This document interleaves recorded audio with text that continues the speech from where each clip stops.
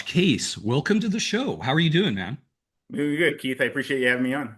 Well, thanks for coming on. So to my audience, Josh Case is a little bit different than my typical show. He's more into sober living, Bitcoin, and some kind of wide-ranging topics. And he was introduced to me from a mutual friend of ours, Russ McLaughlin. We grew up in El Paso, Texas. And it's funny, I'd actually was reaching out to Russ to see if he would come on the show. And the next thing you know, he's, yeah, my back is, I've got to go to the doctor, and he's got a bunch of stuff going on. And anyway, I get a text from him that's got Josh copied on it, and he's like, "Well, I'd like to come on your podcast." So, true to my form, this is some of these topics are kind of near and dear to my heart. And truthfully, I want to bring people on that highlight things that I'm interested in. And I figured, why not do one with somebody I don't even know and talk to him for the first time, essentially on this podcast. So, Oh, we've been um, texting a lot.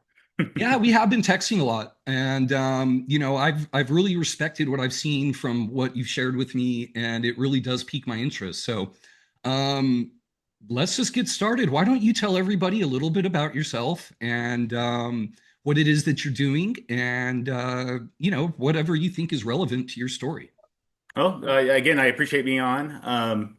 So Russ and I, my main career has been in energy, specifically renewable energy. So he's a landman. Uh, I obviously needed land for solar projects and stuff, so we've crossed paths. And I moved to Austin, Texas, last October, and we'll get into like the recovery stuff a little later. But Sure. I went to rehab outside of Austin in Elgin, and decided to do my aftercare plan in Austin. So I'm there right now till probably the end of the year. And since he's just outside of Austin, we connected, and I'm working on a few things with him land wise for renewable energy. And yeah, he introduced us and to have a conversation today. I just recently got into cryptocurrency since probably in the last 6 months. I bought some miners, started mining at home. Okay. Uh, it got really hot, so I my bet. fiance was like, "You got to get rid of these things, Josh." So then I Okay. started looking into where I could put these, and it actually turned out well because I could get bigger ones. So that's why I went through Oklahoma City the other day. Is I dropped off my miners in Norman at a Okay. warehouse data center. All right. So I'm involved in that. I'm also involved in Sober Buzz, which is really the big thing going on right now. It's a Instagram community, online community, with the foundation being the Sober token, Buzz. It's a cryptocurrency that we haven't released yet, but Okay. it'll be coming out this year. We're actually going to announce when it's going to come out on the 15th of this month. Okay. We've been getting quite a bit of attention. Several articles about Sober Buzz have been out. One just came out today in USA News, and we expect a few more. It's pretty exciting. We've only been live for I think 39 days now, and we're getting close to 10,000 followers on Instagram, and Cool. some of our content has 1.5 million views or more. Nice, dude. It's pretty exciting. We're getting a lot of feedback, a lot of internet interaction. It feels like we've kind of hit on something. Yeah. So that's very exciting. So is So there any kind of like yeah. theme where you're trying to tie it in with actual, so you're talking about a mined cryptocurrency essentially. What kind of public outreach is other than you've got videos and stuff, but is there a component of actually getting out to the people that is a part of the business model? I don't know, talk about that. Yeah. So this coin won't be mined. It's already minted. Okay. So yeah, it's ready to go. It just took off so fast. We don't have the back office to release it yet and account Okay. for everything, right? So we got to Okay. get all that in place. But the it's the foundation of the community. It's obviously a representation of sober life, sober living, and supporting that. Whether you are going through recovery, you want to, or you're a supporter of somebody that has a problem or is in recovery. Okay. Um, it's a utility token, so there's actually uses for it. You have a minimum number of tokens. You'll be able to have voting rights in the community, Hmm. and those voting rights will go to voting for philanthropic charitable activities that we will do. Okay. And Yeah, so that's kind of what I was getting to. So there's some community outreach, and that's kind of an interesting and unique way where you've got a group of people that then can vote and decide as a group on where to deploy and to what cause. exactly. Cool. And like this token sales, a good portion of that is going to go to the charity pool, if you will. Okay. And and if you have, tokens or a certain minimum number of tokens, you'll be able to suggest, maybe there's a charity that's close to your heart. Okay. Maybe you went to rehab at a certain facility. Hmm. Maybe you lived in a certain sober living. Maybe there's a specific, nationwide organization that you'd like to support. You can submit those, and then the community will vote on those. We probably Okay. have to have. I can imagine there'll be a lot of recommendations. So maybe we'll do it like the NCAA tournament. We'll have brackets, and I Yeah. kind of fun for people. Yeah. Well, and you'd But mentioned that you're really big into baseball and sports and stuff like that. yeah. So I played sports growing up. I love sports. I actually was going to play in college until I tore my ligaments in my ankle, basketball, actually at Snow College here in Utah. My daughter is actually going there in the fall. She's got plays soccer in college, so she's Okay. and I it. actually went to BYU on a swimming scholarship for a couple Oh, of years, but I didn't I make it. got my bachelor's at BYU. Okay. Yeah, I didn't I left after my sophomore year, but Okay, yeah, it well wasn't the best fit. I went back to BYU when I was like 26, 27. I was running a business in Orange County, California. Uh-huh. So I was not a typical student there. Right. Yeah, Right. No, I know the whole drill, dude. yeah. Yeah, like I said, I grew up in El Paso, and I grew up that way. And I this is I kind of like this conversation. You're somebody I would talk to about this. I didn't really have the kind of my parents loved me, but and tried to teach us, but they didn't really teach us the real life coping skills and what things were really all about. Like, think about your college career and where you want to go and who you really are. I just knew I was really good at swimming, right? Mhm. And I didn't have any kind, I didn't know about money. I didn't understand any of it. My dad told me straight up, like, you have to get a scholarship or you better get a job. Like Right. they didn't have money to pay for me to go to school and that kind of thing. And so the only thing I knew is that I needed to make good grades and I was good at sports and I had my pathway made. But I will be honest with you that wanting to party and drink and do all that kind of stuff, definitely that bug hit me the minute I left home when I'm, 18, 19 years old and I go to BYU and I realize that this is not my lane. Yeah. Like I think I would have done, better socially at probably another university. Sure. Yeah. Well, and what happened with me is I tore my ligaments, my ankle, right before I was going to my freshman year of college at Snow, and obviously I can't play, right? Right. So I got into the drug scene and just Yep. lost my focus, Yep. basically. Yep. Yep. So very interesting, dude. Like, But that's what's fun about this. What a little bit of a commonality and interesting thing to learn about somebody, right? well, you mentioned baseball, so I do love baseball. I love going to games. My favorite team is the Mets, Okay. and but I actually own a piece of a minor league team in Oakland called the Oakland Ballers. They got Okay. brought into existence about a year and a half ago when the A's announced they were leaving to Vegas, Okay. and the owners they came up with a pretty good idea, like sell a portion of the equity to fans, right? Uh-huh. And like you can invest $100,000 or down to a minimum of $500, so you Oh don't wow. have to be wealthy to do it. So I own yeah I bought some stock in the Ballers. My That's cool. And what they just play at the old facilities there in Oakland?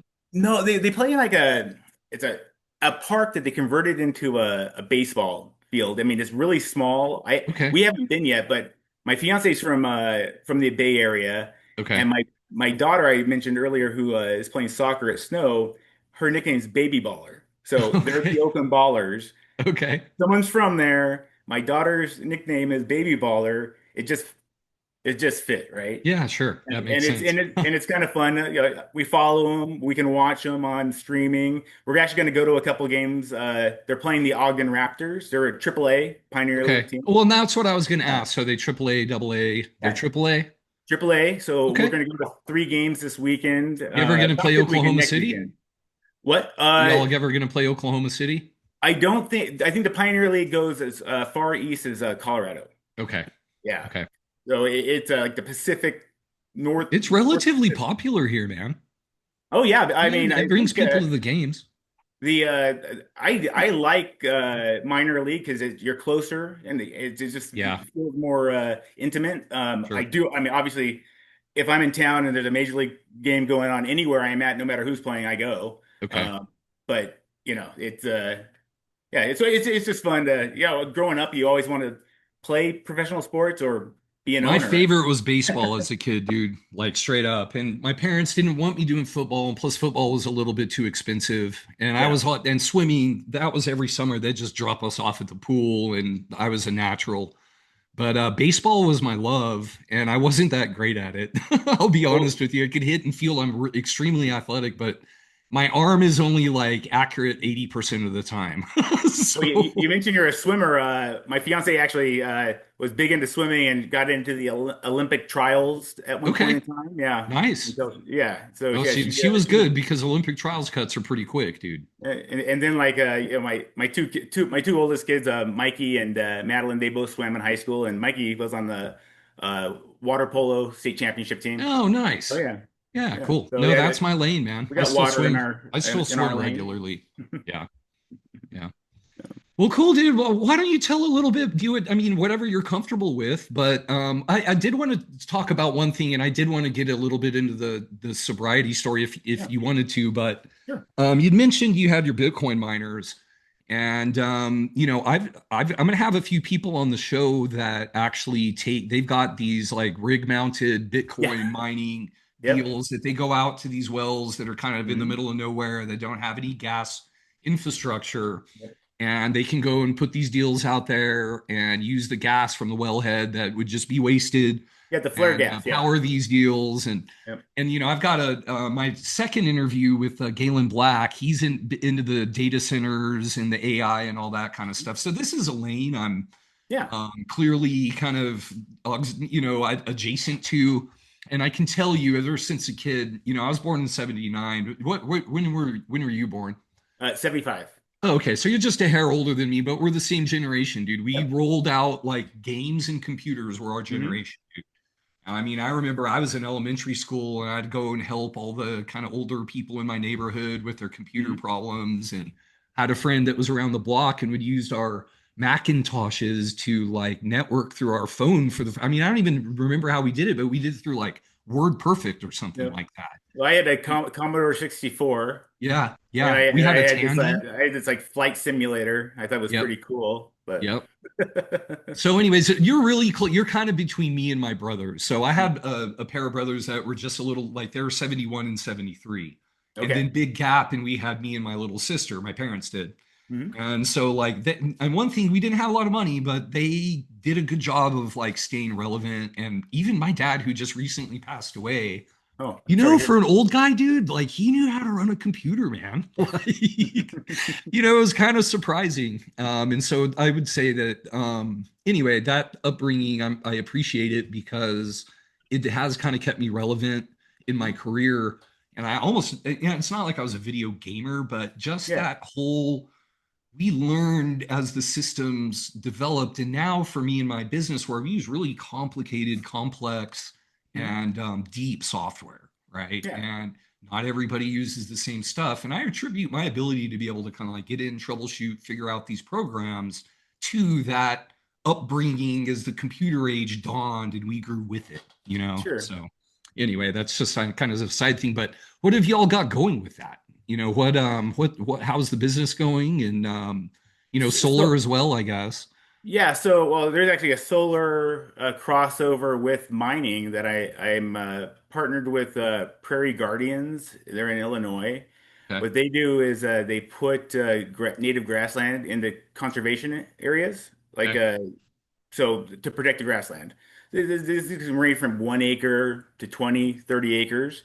But what we're doing is we're going to put Bitcoin miners out there in containers, put solar out there, possibly with battery storage, and run miners on this property that the nonprofit has. and then they'll get revenue from the Nice. the JV from the sale of the Bitcoin that's mined. Okay, and that's actually the similar model to what these trailer mounted unit people were alluding to. You know, But it's your it's profit sharing comes in the Bitcoin, and I'll tell you, I actually kind of dug in on them. You know, Mhm. because the truth is, I know people that produce gas and these kinds of things, but ultimately, it doesn't make sense if you are hooked up to the pipeline at this Mhm. time, but it absolutely does seem to provide a nice little rate of return on this stranded gas. So, Well, it's funny you um, bring up flare gas. I'm actually working with a group out of Houston that they frack with the sand water. Yeah, yeah. I don't know the name of yeah. It replace the water. It is more gentle on the fissures, I guess. Well, it's slick water. What you're talking about But is the yes, slick that's water what it is. frac. Yeah, and that Yeah. that was the game changer in the Yep. Barnett Shale, just so you know. But go ahead. That's very, very Yeah. knowledgeable of you. So they have turbines out there. They only need like 4.5 of the megawatts that get produced, and there's excess. So they run their rig on the 4.5 megawatts, but it's a total of 6 megawatts. So we're going to take the The wasted overflow, I guess, the extra. the stranded megawatts and run Bitcoin miners that will move with the rig every 14 to 21 days to the new drill site. That's Uh, interesting. the downtime will be like 8 to 12 hours to move the rig. Uh, Depending on where they got to move it, but yes. well, the farthest they have to move it and set up and tear down because what they're doing is It's pretty pad drilling. You local. found somebody Yeah, with a development plan. In other yeah, words, that's exactly. willing to do it. Now, let me ask you this on the logistics. Like, do you Mhm. guys fit on the actual well pad, or do you have to have like a little extra and you plug into it? Well, so Because when I'd these imagine get the company man would get mad about, an extra piece of equipment in the way of the rig. yeah, when this gets deployed, it'll be attached to the rig. Okay. I'm doing it with the company that actually operates Okay, the so rig. you would Yeah. be one of the trailers out on location Yes. that Yes. really nobody's going in and out of. It's just plugged into the Exactly. generator and it's sitting there running. Okay, Exactly. that's a cool Yeah. concept, dude. All right. Yeah, so we figure we can put about 7 to 9 half containers to utilize that excess, capacity out there. So, Crazy. Okay, cool. Cool. yeah, so that's pretty exciting. So yeah, it's there's a definitely I've got a crossover between crypto and energy, Yeah, and no, it's and I'm exciting. seeing that more and more. And did you watch the brine to brick video that I did with my friend Galen? I I didn't watch. I wasn't able to watch the whole thing because we were traveling. Sure. But I watched part of it. I'm not sure which part you want to talk Well, it would have been towards the end, but the about. point Okay. is that we're kind of talking a lot about doing the same thing. Like Okay. what we want isn't as much of the kilowatts as we want the heat coming off of oil Yeah. field equipment. Yep. You can actually use that heat coming off the oil field equipment to help us evaporate water, which Hmm. is a part of the game on our CO2 brick Yep. concept. So very interesting and very cool crossover. Yeah, I like having that on. And ultimately, my business and interest is in energy, Hmm. and Yep. across the board. The solar, wind, everything else. But oil and gas definitely for me has just been a good career path. I understand it. It's one of the main things I know how to do in life, frankly. Well, another crossover I have going on, and I had a press release come out about that, and this in the beginning of May, RWA Infra Development. Okay. So this company has a token as well. We're going through the SEC. We're either going to do a Reg A or a Reg CF crowdfunding Okay. for it. We're in the process of deciding which route we want to go. But the catch line is tokenization of infrastructure for the masses. So, to get into a mutual fund for or some type of fund for infrastructure, you're $2,500, $5,000 minimum to get in. Uh, for the masses, we've made it affordable and efficient. $500 worth of tokens to buy into what we'll be doing over there. It'll be investing in energy generation and energy infrastructure. Cool, So dude. Yeah. And so what does that mean, like more specifically, like infrastructure, like roads and getting transmission lines built and that sort of thing, or Yeah. what are we talking about? Yeah, so it's pretty broad. I mean, it could be a solar project. It could be a gas turbine. Okay. Does geothermal fit in this? It could be geothermal. Okay. It could be transmission. It could be mineral rights or water rights. Because Okay. all of that goes into an energy project, right? You got to get Sure. the mineral rights. You need water rights. Yep.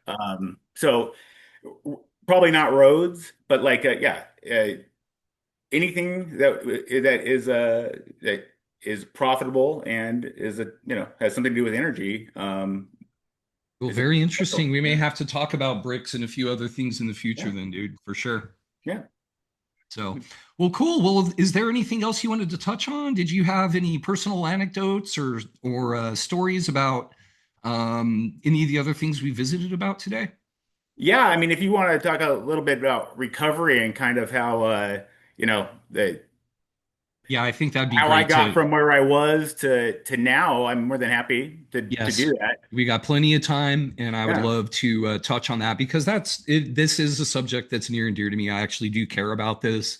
Mhm. I'm not Mr. Listen, I'm not a big drinker, and I haven't Yeah. been. I didn't wasn't raised in a home with alcohol. Sure. I dabbled and we visited about our college experience, but for me, when I actually ended up getting married, I had married someone who didn't drink, and I never really struggled with alcoholism, but just for really the last 11 years, I may go all year and have a single beer at like a social function. Yeah. And so, but I have seen, I have a lot of people near and dear to me. I've lost friends to Mhm. alcoholism already. And I've got family members that have struggled with addiction and these sorts of things. So this is something that I actually really do care about. I'd like to always speak to it. And number one, let the people that are struggling with these things know that we love them and Yeah. that, we hear you and we want to help. So Yeah. why don't you go? No, I appreciate that very much. I mean, alcohol and addicts make up about 12% of the population. So if you're not one, you know somebody that is struggling or has struggled with this type of thing most likely. I've drank for decades and used drugs on and off for decades. My main problem was alcohol, though I would do drugs too. Yeah, other stuff Um, comes with it. yeah, I did it to, hide from, things that my mind, things that happened to me in my past, bad relationships, that one of them is with my parents, for example, like I Sure. didn't want to think about it, right? I got diagnosed with ADHD and anxiety and depression when I went to rehab about a year and a half ago or 2 years ago for the first time. So Hmm. I did it to slow my mind down and to relax as well. And, just to escape life. Until I learned, I've been to rehab 3 times. I went to Okay. CERC twice here in Utah. Each time I went, I thought, oh, yeah, I'm good. But I ended up relapsing. I went the last time I went to rehab was last summer. I went for 90 days, which was longer than I did the previous 2 times. Okay. And at that there, I learned things that changed my life. What was I different? saw, yeah, I saw, I learned about the things that I was doing wrong, and I didn't even know it. I didn't even know what some of these things were. Like I heard the term codependency. I didn't know Mhm. what it meant, and I didn't know like I just knew it wasn't a good thing. And I'm like, I'm sure I'm not codependent, right? I'm Josh. Yeah. But it turns out like I got given this book called Codependent No More, and I'm like, this thing is about me. I'm like, everything I'm reading, I'm like, yeah, this is transactional relationships. So was a lot of your hurt relationship based, or Yeah, was it more childhood trauma? Because just both. out of curiosity, a little bit of both. Okay. Both. Okay. And it's I mean, I had a babysitter that did something to me. Like it's I know about it, that dude. I didn't tell anybody about except for my ex-wife right before we got married. until I was like in my early mid 30s. It was something I Yeah. just kept inside. Yeah. And until I actually dealt with it in therapy, it haunted me, right? It was like I mean, I would think about it almost fucking every day. Yeah. And then if I wasn't thinking about that, I'd be thinking about, like, for example, my relationship with my dad, which is not good, or Yeah. actually there isn't even one, right? Yeah. But now through therapy and dealing with those type of things, those things don't bother me anymore. I learned how to live in the present. And that was a difference between the previous two runs in rehab and this last one, or what, how did that work? What was Yeah, different about this 90-day stint? So from what I'm gathering, that's longer than both of the other yeah, runs. So was this a choice to go into a more intensive program? yeah. And okay, and so what were the real differences? Like, so it sounds like you feel and have a different place that you're approaching this from after this one. What's Yeah, the so difference? the first time I went, I mean, I was going, but I wasn't ready to go when I went. So the first 2 weeks, I'm pissed off I'm even there, Yeah. and I'm only there for a month. Okay. End up going back. I flew to Europe. I was going to go on a 3 week trip there with somebody. She got pissed off at me. The trip ended early. Because I'm wasted. I'm tanked, right?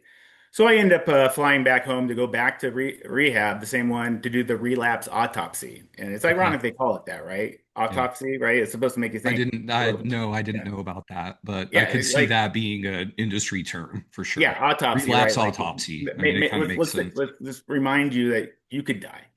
You're gonna die if you don't do something. Yeah. So I went back and did that, and I got out, and I'm like, all right, I'm good. Well, I relapsed again like 2 weeks later. I didn't even last like as much long as I did the time before.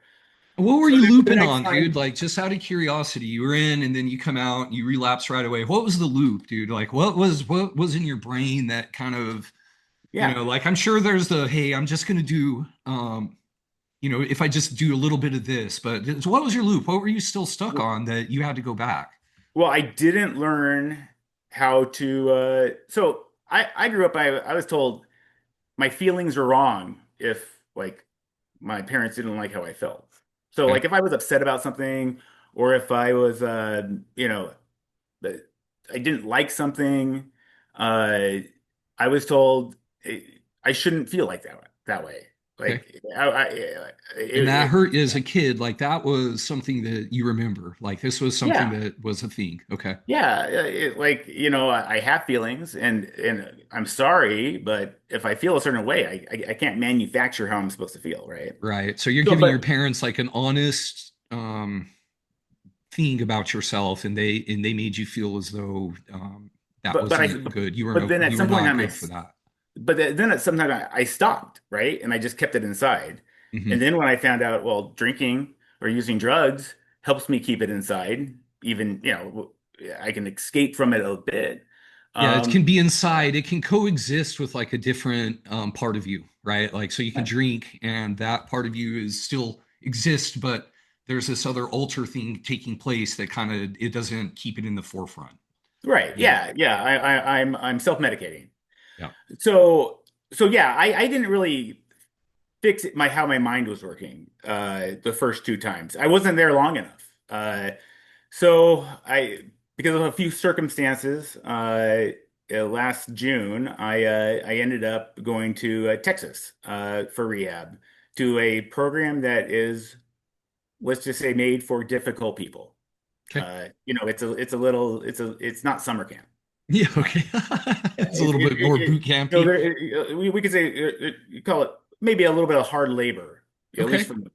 Hey, but you'd be Yeah, surprised though, there's three tenets I live by, and it's hard work, honesty, and fairness. yeah. And there is nothing as healing as hard work, dude. Well, I mowed the lawn for an hour every day. Great. I cleaned toilets. I made my bed. I slept in a bunk bed. Nice. So, yeah, A humbling experience. was humbling. Yeah, with six other guys in the room. So, yeah. I love it though, So, dude.